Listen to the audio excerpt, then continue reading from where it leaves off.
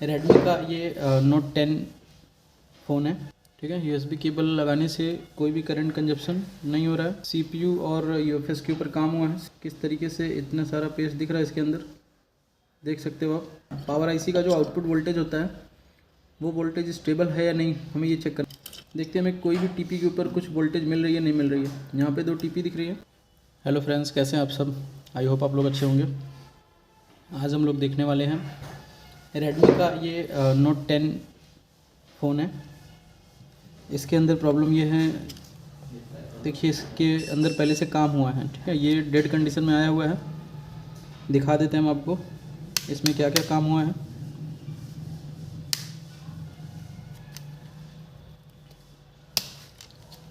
ये ऑलरेडी किसी शॉप पे काम किया गया इसमें, लेकिन फ़ोन ऑन नहीं हुआ है।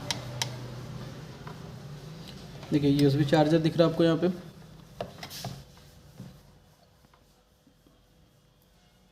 ठीक है, यूएसबी केबल लगाने से कोई भी करंट कंजप्शन नहीं हो रहा है।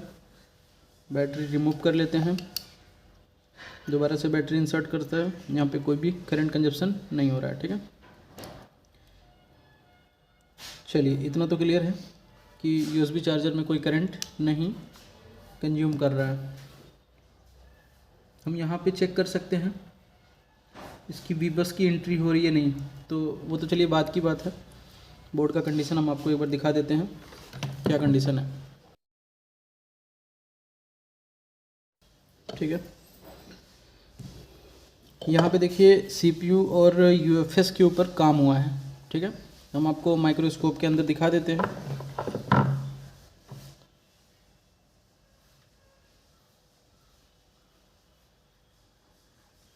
माइक्रोस्कोप में आपको दिख रहा होगा, ये आपका स्क्रीन शो हो रहा होगा, दिख रहा है। सीपीयू और यूएफएस के ऊपर काम हुआ है। सीपीयू इसमें कॉलकॉम का है SM6150, और यूएफएस के ऊपर भी काम हुआ है। और यहाँ पे काफ़ी डस्ट है, यानी कि पेस्ट है, ब्लैक पेस्ट है। वो किस तरीके से इतना सारा पेस्ट दिख रहा है इसके अंदर, देख सकते हो आप। तो आखिर हुआ क्या है इसके अंदर, हम देखेंगे वन बाय वन। सबसे पहले हम इसकी सीपीयू और ईएमएमसी निकालने से भी पहले हम इसकी वोल्टेज टेस्टिंग करेंगे। तो हमें पता है इसका वोल्टेज स्टेबल वोल्टेज है या नहीं, ये चेक करना है। पावर आईसी का जो आउटपुट वोल्टेज होता है वो वोल्टेज स्टेबल है या नहीं, हमें ये चेक करना है। तो कोई भी हमें एक ऐसा वोल्टेज चेक करना है जो 1.8 का हो या फिर स्टोरेज के पास हो। एक बार हम बैटरी का वोल्टेज भी आपको दिखा देते हैं, बैटरी कितना चार्ज है।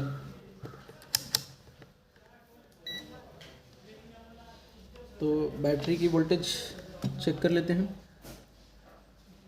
देख सकते हो बैटरी 3.7 चार्ज है। ठीक है, हम बैटरी भी इसके अंदर इंसर्ट कर लेते हैं और यूएसबी केबल भी इसके अंदर लगा लेते हैं। उसके बाद हम इसकी कुछ टीपी यहाँ पे दिख रही है, उस टीपी के ऊपर वोल्टेज चेक करने की कोशिश करते हैं। देखते हैं हमें कोई भी टीपी के ऊपर कुछ वोल्टेज मिल रही है नहीं मिल रही है। यहाँ पे 2 टीपी दिख रही है, नहीं। ठीक है, यहाँ पे 2 टीपी दिख रही है, नहीं। ये बैटरी की वोल्टेज बताएगा। और उसके नीचे यहाँ पे 2 टीपी दिख रही है, तो 3.7 बैटरी की ही वोल्टेज कनेक्टेड है। तो किसी भी टीपी के ऊपर हमें 1.8 का वोल्टेज नहीं मिल रहा है। यहाँ पे ऑन ऑफ बटन साइड में भी देख लेते हैं, 1.8 एक जगह मिल रहा है और ये ऑन ऑफ हो सकता है। ठीक है, अब हम यहाँ पे एक कैपेसिटर दिख रहा है, इसके ऊपर भी वोल्टेज चेक करते हैं। कोई वोल्टेज नहीं है। बैक साइड में आ जाते हैं और स्टोरेज के पास चेक कर लेते हैं। स्टोरेज के पास लगे कैपेसिटर के ऊपर वोल्टेज चेक कर लेते हैं।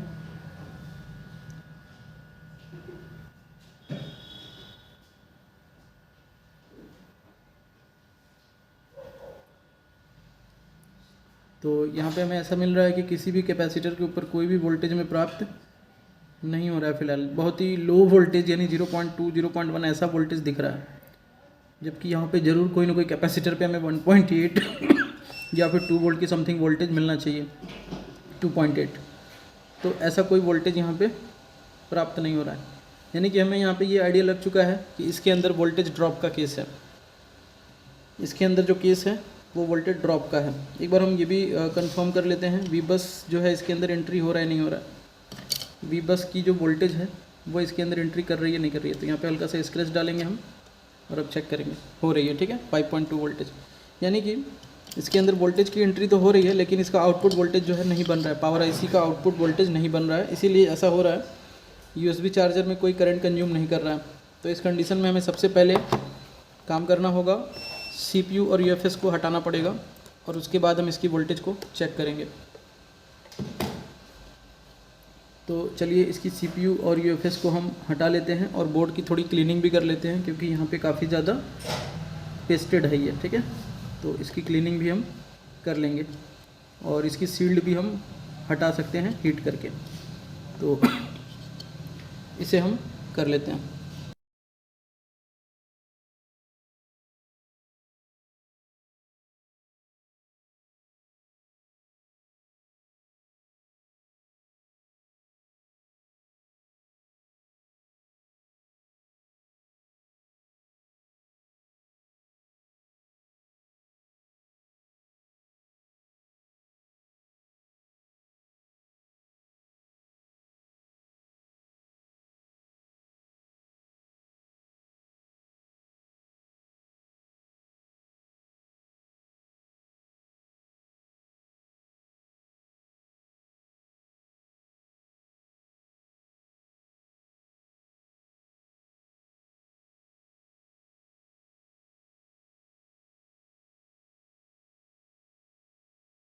इस बोर्ड को हम अच्छे से क्लीन करेंगे और यहाँ पे एक प्रिंट जो है इससे पहले जिसने भी इस पर काम किया था, एक प्रिंट यहाँ पे डैमेज है, ठीक है। तो इसको भी हम देखेंगे ये कौन सा प्रिंट है और क्या काम का है वो। और फिलहाल एक बार हम सीपीयू देख लेते हैं, सीपीयू के अंदर कोई स्क्रैच, यूएफएस के अंदर कोई स्क्रैच नहीं है। सीपीयू के अंदर भी एक प्रिंट यहाँ पे आई थिंक निकली हुई है। तो सीपीयू के अंदर भी स्क्रैचेस हैं, ठीक है, हल्के बहुत हैं। तो ये कारण भी हो सकता है। यहाँ पे देख सकते हो आप सीपीयू के अंदर जो बॉल्स हैं आपस में टच हो रही हैं, तो ऐसा क्यों हो रहा था वो भी हम देखेंगे, क्या उनकी वजह से प्रॉब्लम आ रही है। और एक प्रिंट यहाँ पे डैमेज है, ये वाली प्रिंट वो कौन सी है, क्या काम करती है, वो भी हम देखेंगे। तो पहले इसकी क्लीनिंग बहुत ज़रूरी है, क्योंकि काफ़ी ज़्यादा डस्ट है इसके ऊपर, तो समझ में नहीं आएगा कहाँ पे काम करें क्या ना करें। तो पहले इसकी क्लीनिंग कर लेते हैं।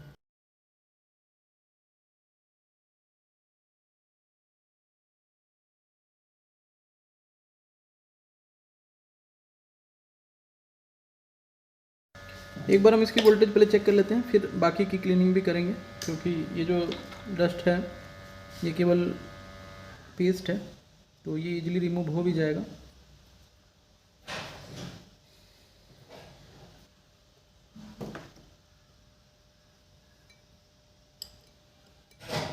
काम हुआ बोर्ड है ना, ऑलरेडी इस पे काम हुआ है, इसलिए हमें बहुत सावधानी से सारी चीज़ों को नोटिस करते हुए करना है।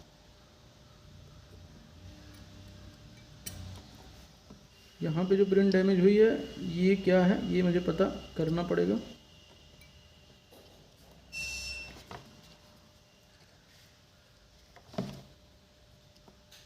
वैसे नीचे में उसकी प्रिंट दिख रही है, ठीक है। हम चाहे तो इसके ऊपर प्रिंट ऐसे ही बना सकते हैं।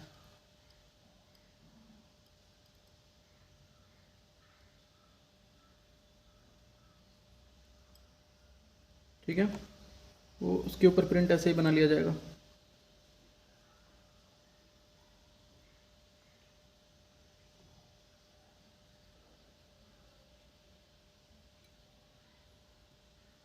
अब हम एक बार ये चेक करेंगे बोर्ड कहीं पे फूला हुआ या फिर कहीं उठा हुआ तो नहीं दिख रहा।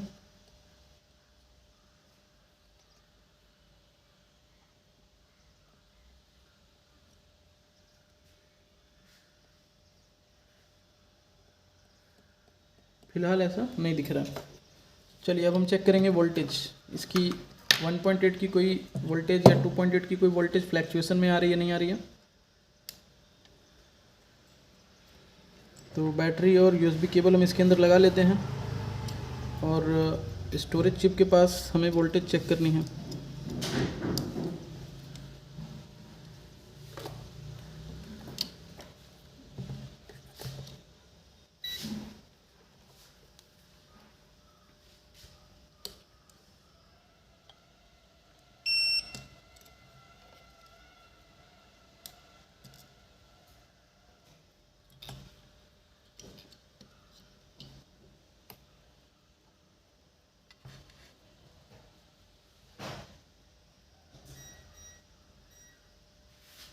आप देख सकते हैं यहाँ पे 1.1 वोल्टेज बन रही है, जो डी रैम वोल्टेज होती है।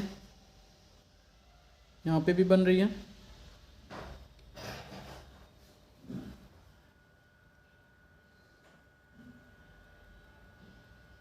यहाँ पे भी बन रही है।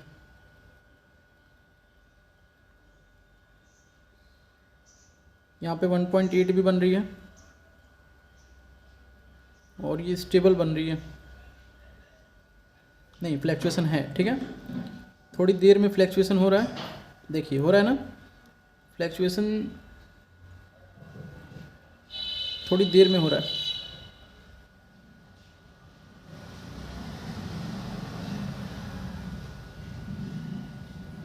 ये अभी स्टेबल है।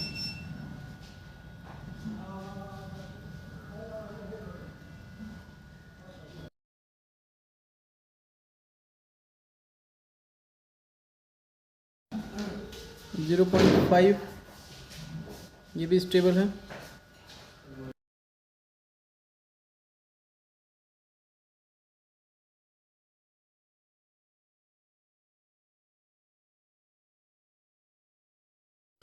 One 1.1 volt D RAM voltage बन रहा है, लेकिन यहाँ पे 1.8 स्टेबल दिख रहा है। तो ये जो वोल्टेज स्टेबल, हाँ फ्लैक्चुएशन हो रहा है, ठीक है, थोड़ी देर में हो रहा है फ्लैक्चुएशन, और बस एक बार ही फ्लैक्चुएट होके ही है। जरा एक बार केबल निकाल के लगाइए।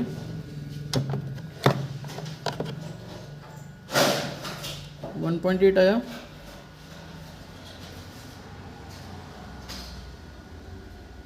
ठीक है, स्टेबल ये है।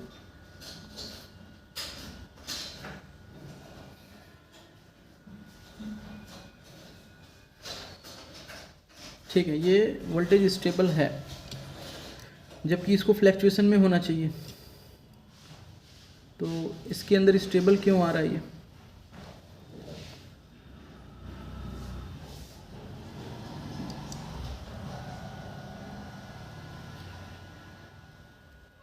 चलिए, स्टेबल है, कोई बात नहीं है।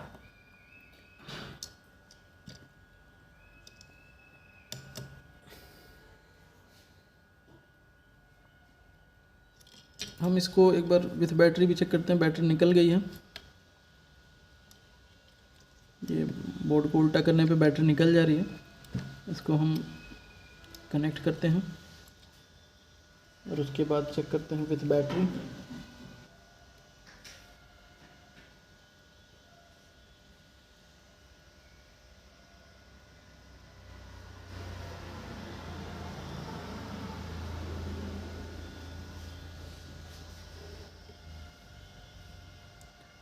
विथ बैटरी भी 1.8 स्टेबल है। चलिए, वोल्टेज तो स्टेबल है, यानी पावर आईसी आउटपुट अपना वोल्टेज बना रहा है, ठीक है, वो भी स्टेबल बना रहा है। जबकि ऐसा होता है कि पीएस होल्ड के बाद स्टेबल होता है जब वो सीपीयू से रिस्पॉन्स आता है। तो यहाँ पे ऐसा नहीं हो रहा है, यहाँ पे सीधा स्टेबल कर रहा है। तो ये स्टेबल ऐसा दिख रहा है, इसके अंदर फ्लैक्चुएशन होगा ज़रूर थोड़ा सा, जो हमें यहाँ पे पता नहीं चल पा रहा। वैसे तो वोल्टेज स्टेबल दिख रहा है, लेकिन ये ऐसा नहीं होना चाहिए, फ्लैक्चुएशन होना ही होना चाहिए।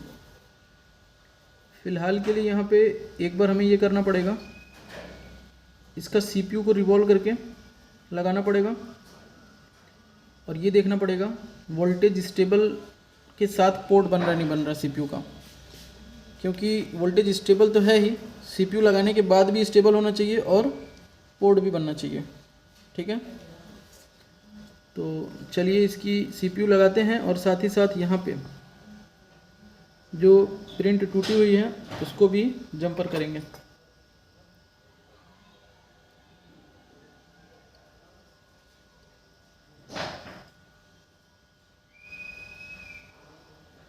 और इसके अंदर जो पावर आईसी लगी हुई है PM6150 और PM6150L होगी या 7150L होगा। ठीक है, दो पावर आईसी वाला सेट है ये। और इसमें वोल्टेज स्टेबल आ रहा है 1.8 का। एक बार हम और चेक कर लेते हैं टीपी के ऊपर में, जो टीपी है इस साइड में, क्योंकि फर्स्ट टाइम हमने चेक किया था किसी भी टीपी के ऊपर कोई भी वोल्टेज प्राप्त नहीं हो रहा था। इसमें ऐसा हो सकता है कि विलेज 1 में फ्लैक्चुएशन हो, विलेज 2 स्टेबल हो।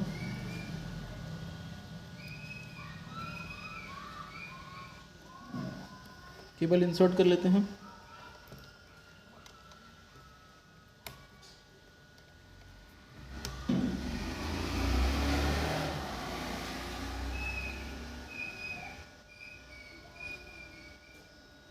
यहाँ पे आ गया 1.8 टीपी पे, ये हमारा आइडियल पॉइंट लग रहा है। ठीक है, यहाँ पे 1.8 स्टेबल दिख रहा है पूरी तरह से। 1.794, 1.8 भी नहीं है पूरी तरह से, थोड़ा सा कम है। ठीक है, लेकिन फिर भी इसको 1.8 ही बोलेंगे और ये स्टेबल है।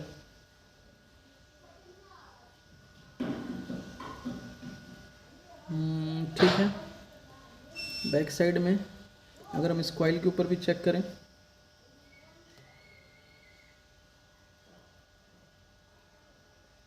तो 0.8, 0.4, 0.8 स्टेबल है, यानी कि पावर आईसी की आउटपुट भी स्टेबल है पूरी तरह से। चलिए कोई दिक्कत नहीं, हम सीपीयू लगाएंगे रिवॉल्व करके और जो प्रिंट डैमेज हुई है उसको भी ठीक करने की कोशिश करेंगे।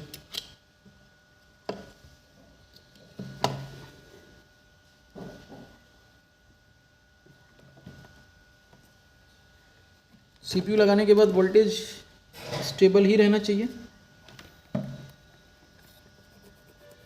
लेकिन मुझे यहाँ पे एक डाउट लग रहा है पूरी तरह से कि ये पहले ही स्टेबल हो जा रहा है। मतलब ऐसा हो सकता है कि सीपीयू लगाते ही वोल्टेज ड्रॉप हो जाए। ठीक है, तो अगर ड्रॉप होती है तो हम फिर सीपीयू पे काम ना करके पावर आईसी के ऊपर काम करेंगे, लेकिन फ़िलहाल अभी इस कंडीशन में हमें सीपीयू को लगाना ही पड़ेगा। चलिए इसको लगा लेते हैं।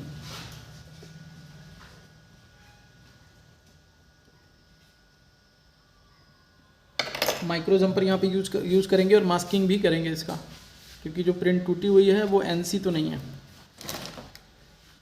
क्या है एक बार चेक कर लें, कहीं ऐसा तो नहीं वो ग्राउंड है।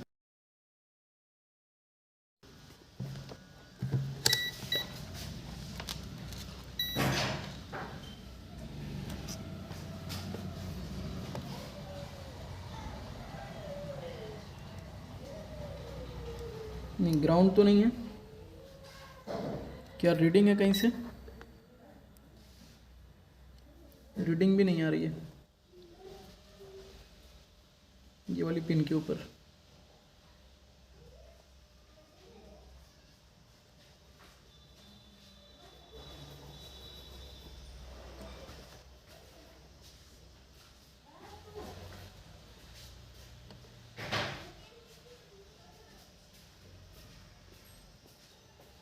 नहीं रिवर्स में रीडिंग है, नहीं फॉरवर्ड में रीडिंग है, और कोई भी रीडिंग नहीं है इसके ऊपर। तो ये ओएल भी हो सकता है, हमें एक बार कंफर्म करना चाहिए।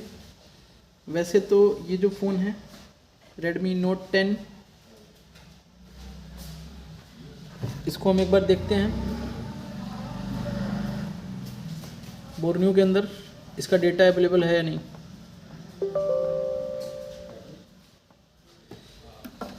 उसके बाद हम इसकी मास्किंग करेंगे। अगर वो एनसी रहा तो हम उसको छोड़ सकते हैं।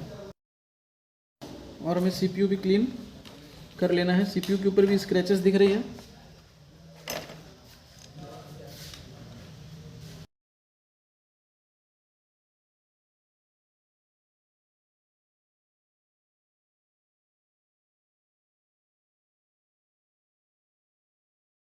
तो सीपीयू के ऊपर आपको दिख रहा है यहाँ पे सीपीयू स्क्रैच है पहले से।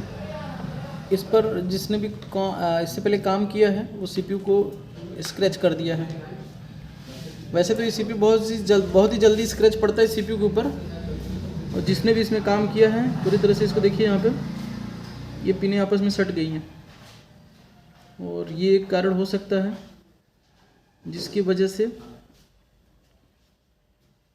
वोल्टेज ड्रॉप हो रही है। और एक प्रिंट भी यहाँ पे डैमेज है,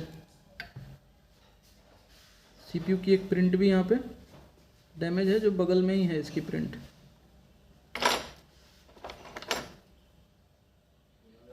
यानी कि सिंपल वे में बताया तो फ़ोन को डैमेज ही कर दिया जिसने भी किया, क्योंकि ये बेसिक सा था सीपीयू रिवॉल्व करना था, उसमें आप स्क्रैच डाल दे रहे हो, वो भी इतना हैवी सा। चलिए हम कोशिश करेंगे इसको रिपेयर करने का, मास्किंग करेंगे और ट्राई करेंगे जैसा भी होता है, क्योंकि अभी तो बस कोशिश ही कर सकते हैं।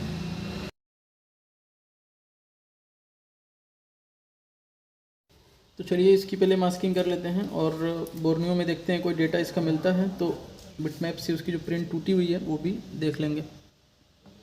तो पहले बिटमैप पे चलते हैं, देखते हैं इसकी बिटमैप अवेलेबल है या नहीं है। टाइम तो लगेगा थोड़ा सा क्योंकि काम बिगड़ा हुआ है।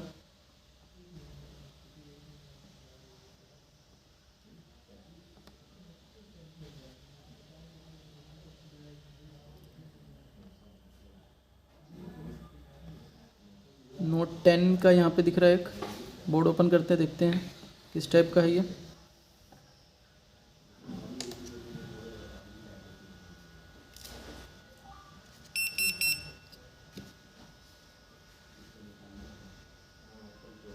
और यही वाली बोर्ड है। और चलिए इसका जूम कर लेते हैं।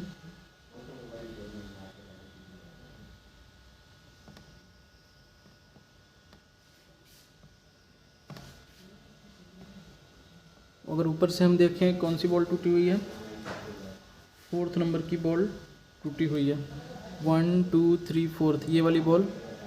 और ये बॉल क्या है, ऑडियो का MI2S डेटा आउटपुट लाइन है, डेटा ज़ीरो लाइन है ये, यानी कि रिंगर नहीं बजेगा अगर ये लाइन हम नहीं रिपेयर करेंगे। तो अगर ये लाइन हम रिपेयर नहीं करेंगे तो हमारा रिंगर नहीं काम करेगा, ठीक है। और ये लाइन कहाँ से आ रहा है, ये पावर आईसी के अंदर से आ रहा है क्या, या कोडेक से आ रहा है, काफ़ी लंबे मतलब काफ़ी दूर से आ रहा है ये लाइन, मतलब ये जैक से आ रहा है, ठीक है। तो ये लाइन हमें इस जैक के ऊपर जंपर करना पड़ेगा, काफ़ी लंबा हो गया ये। कोई दिक्कत नहीं है, चलिए ट्राई करेंगे। यानी कि एक प्रिंट जो डैमेज हुई है वो ये है सीपीयू के अंदर। चलिए सेकंड प्रिंट की बात करते हैं, हम आपको दिखा देते हैं। 4th नंबर की बॉल है वो, यहाँ पे जो टूटा हुआ है ऊपर से 4th नंबर है, 1 2 3 और ये 4th नंबर यहाँ से इसको सीधा जैक के ऊपर ले जाके जंपर करना पड़ेगा। तो हम एक छोटा सा जंपर निकाल के वहीं पे छोड़ देंगे, बाद में वो जब ऑडियो नहीं बजेगी तो हम जंपर करके ऑडियो को सही करेंगे, ठीक है। चलिए जूम आउट करते हैं, यहाँ से दिख रहा है, ठीक है। यहाँ से यहाँ एक जंपर लगाना पड़ेगा इतना बड़ा सा। कोई टीपी है क्या यहाँ पे इसका, एक बार हम जूम करते हैं।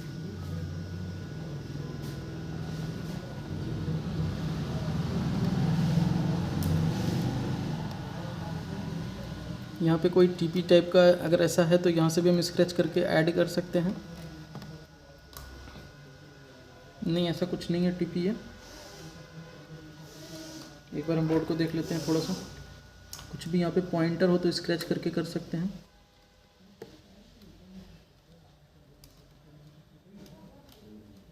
नहीं, ऐसा तो नज़र नहीं आ रहा है, वैसे वो कोई भी पॉइंटर नहीं है वहाँ पे, ठीक है। तो हम जो है सीधा जंपर करेंगे बाद में, मतलब बोर्ड के अंदर हमें एक जंपर करना है, ठीक है। अब सीपीयू जो छिली हुई है उसकी एक प्रिंट टूटी हुई है, वो कौन सी प्रिंट है वो भी हम आपको दिखाते हैं। सीपीयू को अगर हम ऐसे फिट करते हैं, इस तरीके से लगता है सीपीयू, इस पर माइक्रोस्कोप व्यू पे आइए, सीपीयू ऐसे लगता है, तो इसको हम ऐसे रख देते हैं। और सीपीयू की प्रिंट टूटी हुई है ऊपर साइड से, यानी ये जो सामने लगेगी। कौन सी प्रिंट है, काउंट करते हैं।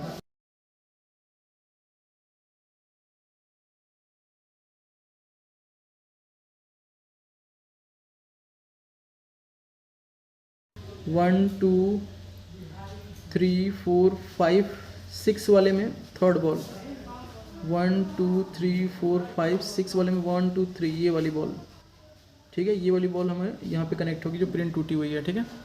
तो हम एक बार देखते हैं 6 वाले में थर्ड बॉल। अगर हम यहाँ पे काउंट एक बार करते फिर से 1 एक छोड़ के चल रहा है, ठीक है। 2 3 4 5 5 की जस्ट बाद वाली लाइन, ठीक है। तो बिट मैप पे आ जाते हैं।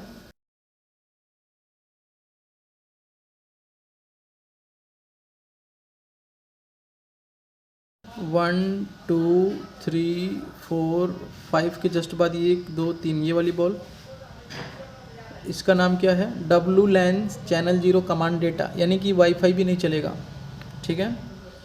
और इसका जो प्रिंट है वो बगल में नहीं है, ठीक है, बगल में नहीं है वो, यानी कि एक बार हम देख लेते हैं।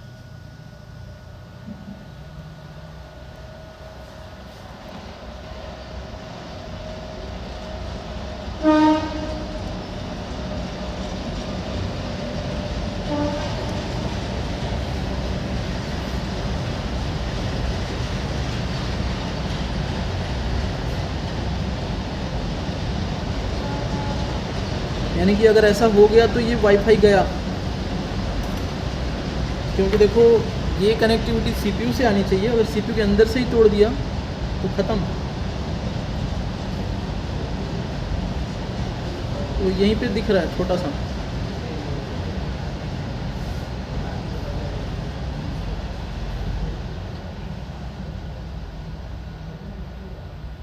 छोटा सा दिख रहा है यहाँ पे। माइक्रो जंपरिंग करेंगे और कोशिश करेंगे बचाने की।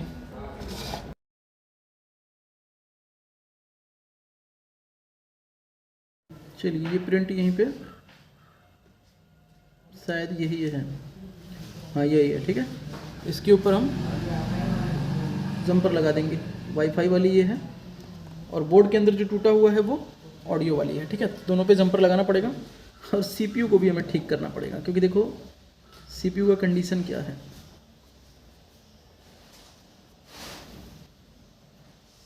मतलब इतना इजीली जो है आपने काम किया और इतनी सारी स्क्रैचेस आ गई, आपको ध्यान देना चाहिए इस तरह से।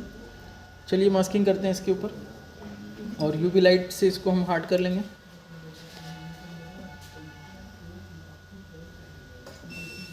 तो पहले हम छोटा सा जंपर कर लेते हैं जो प्रिंट हमें बनाना है,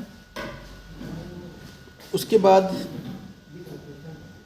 हम सीपीयू रिवॉल्व करेंगे। जब सीपीयू का काम हो जाएगा फिर हम बोर्ड के ऊपर जंपरिंग करेंगे।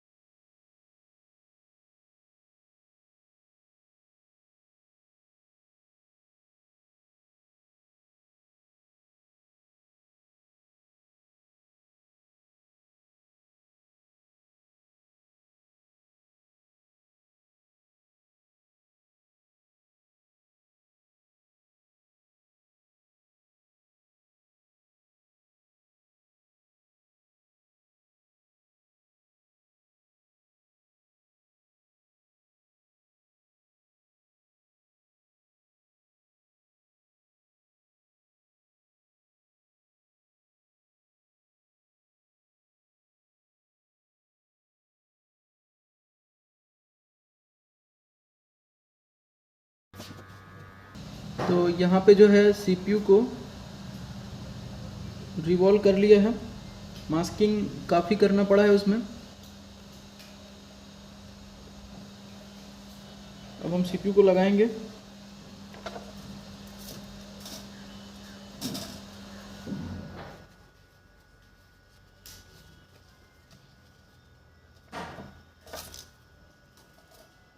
देखिए काफ़ी इसके अंदर मास्किंग हुआ है और लगभग जितनी भी ज़रूरत की बॉल्स हैं वो सारी बॉल्स को रिपेयर किया गया है, बनाया गया है। और अब जो है हम इसको लगाएंगे। देख सकते हैं यहाँ पे जो भी पिनें शॉर्ट हो रही थी उनको ठीक किया गया है।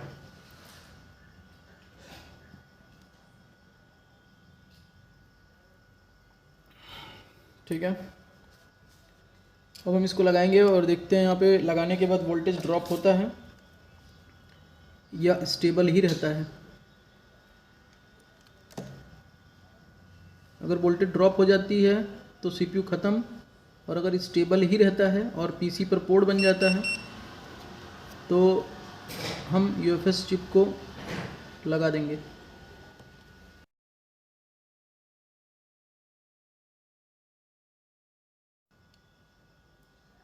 ये जो जंपर हमने निकाला है इसको हम बाद में ऑडियो के लिए जो जैक पर प्रिंट कनेक्टेड है वहाँ पे हम जंपर कर देंगे। ऑडियो नहीं प्ले होगी तो, जैसे ऑडियो प्ले नहीं होगी ऑन होने के बाद, तो हम उस जंपर को यूज़ करेंगे। उस जंपर का जहाँ पे कनेक्टिविटी शो हो रहा है जैक के ऊपर, B2B जैक के ऊपर, वहाँ पे हम इसको कनेक्ट कर देंगे।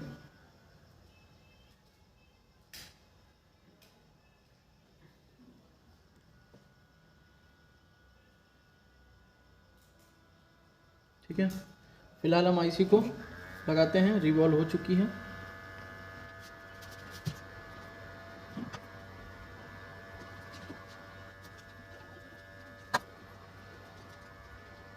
CPU को लगा लिया है, इसके बाद हम UFS को भी रिवॉल्व करेंगे। पहले हम चेक करते हैं ये PC पर पोर्ट बना रहा है नहीं बना रहा है। अगर PC पर पोर्ट शो करने लगेगा तो हम जो है इसे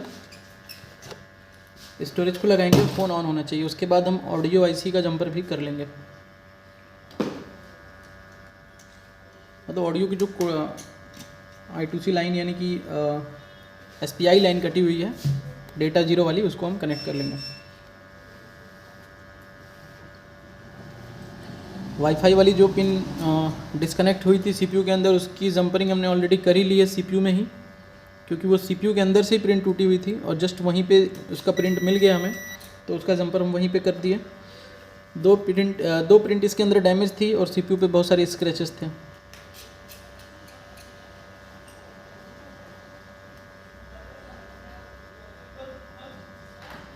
बोर्ड को थोड़ा सा ठंडा हो जाने देते हैं और फिर चेक करेंगे इसका पोर्ट बन रहा नहीं बन रहा। अगर पोर्ट बन गया मतलब CPU लग गया है, फिर हम आगे जो है स्टोरेज लगाएंगे, तो चांसेस है कि फ़ोन ऑन होना चाहिए।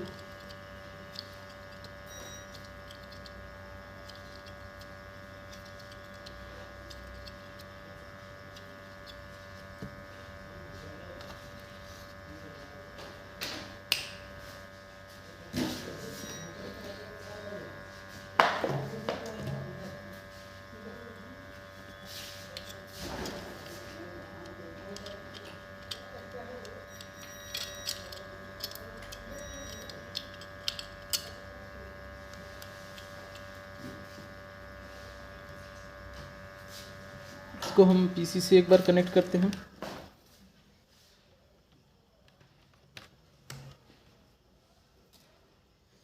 और देखते हैं PC में कोई पोर्ट शो हो रहा नहीं हो रहा।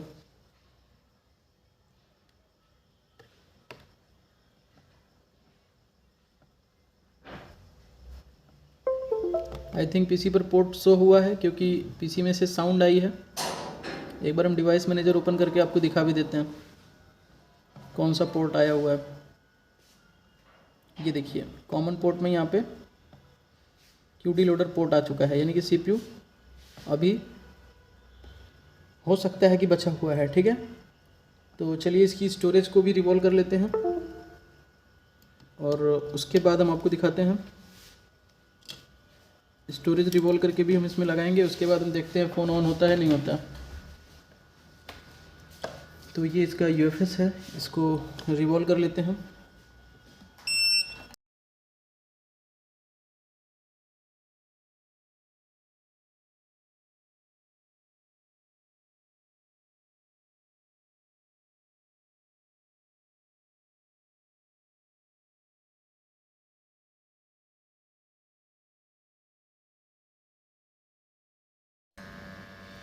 चलिए अब इसकी स्टोरेज को भी लगा देते हैं।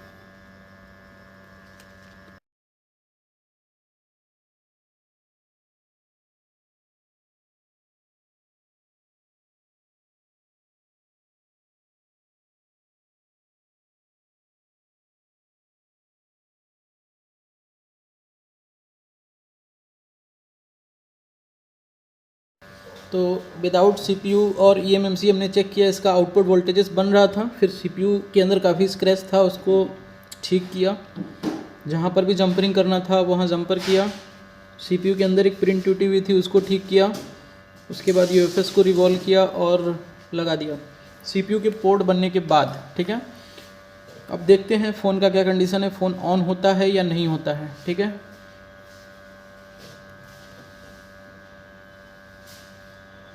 तो स्टार्टिंग में जब ये मेरे पास आया था तो आपने इसका कंडीशन देखा, सीपीयू और ईएमएमसी पे काम हुआ था, किसी ने सीपीयू को स्क्रैच कर दिया था जैसा भी हुआ था, और साथ ही साथ इसमें प्रिंट भी टूटा हुआ था और आउटपुट वोल्टेजेस पूरी तरह से ड्रॉप थी। हमने चेक किया, वोल्टेज ड्रॉप थी, सीपीयू ईएमएमसी हमने हटाया, वोल्टेज बनी, यानी हमें पावर आईसी पे काम नहीं करना पड़ा। फिर हमने सीपीयू को सही करके लगाया, पोर्ट बन गया, मतलब हमें पावर आईसी पे काम नहीं करना है। और उसके बाद हमने यहाँ पे यूएफएस चिप को भी लगा दिया। अब देखते हैं फ़ोन ऑन होता है नहीं होता है।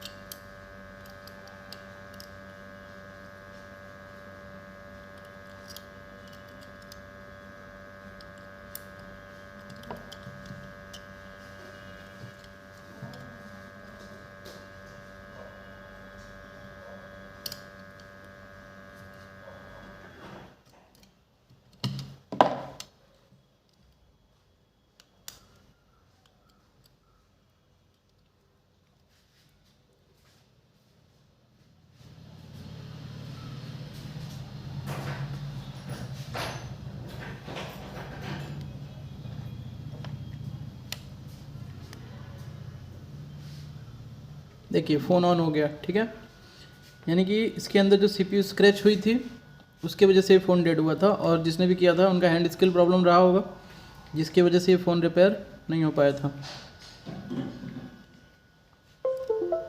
देखिए चार्जिंग हो रहा है।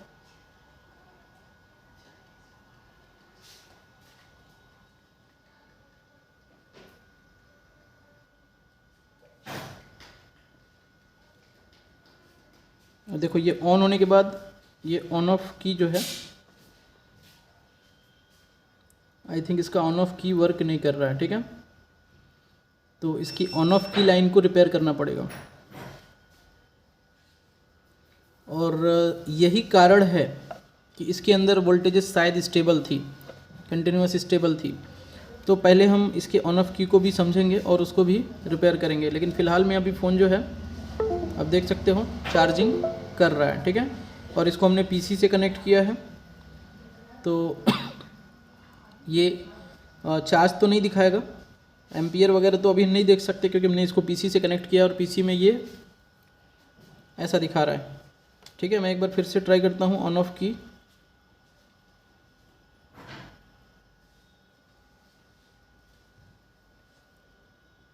नहीं, ऑन ऑफ की वर्क नहीं कर रहा है। इसकी ऑन ऑफ की सर्किट को समझना पड़ेगा, क्योंकि देखो इसके अंदर इतने सारे डस्ट है ना वहाँ पे, और हो सकता है ऑन ऑफ की लाइन का जो एक ट्रांजिस्टर हो सकता है या डायोड हो सकता है वो मिस हो गया होगा, जिसकी वजह से ऑन ऑफ की काम नहीं कर रहा है। लेकिन फ़िलहाल यहाँ पे फ़ोन जो है स्क्रीन तक आ गया है, जो कि बिल्कुल भी डेड कंडीशन में था पहले। अब यहाँ से हमें ऑन ऑफ की रिपेयर करना होगा, और ऑन ऑफ की रिपेयर करने के लिए हमें हो सकता है कि PM 6150 पर भी काम करना पड़ सकता है। ठीक है, तो आई होप कि आपको वीडियो अच्छा लगा होगा। वीडियो अगर पसंद आया तो वीडियो को लाइक करिए, चैनल पर नए चैनल को सब्सक्राइब कर लीजिए और बेल आइकन प्रेस कर दीजिए, ताकि आने वाली वीडियो का नोटिफिकेशन आपको टाइम टू टाइम मिलता रहे। 30 जनवरी से हमारा ऑफलाइन बैच स्टार्ट हो रहा है। अगर आप इंटरेस्टेड हो तो ऑफलाइन बैच की सीट बुकिंग कर सकते हो। और लाइव क्लासेस 10 जनवरी से स्टार्ट हो रही है, रात में 8 बजे से उसकी टाइमिंग है। जिनको भी सीट बुक करना है सीट बुक कर सकते हैं।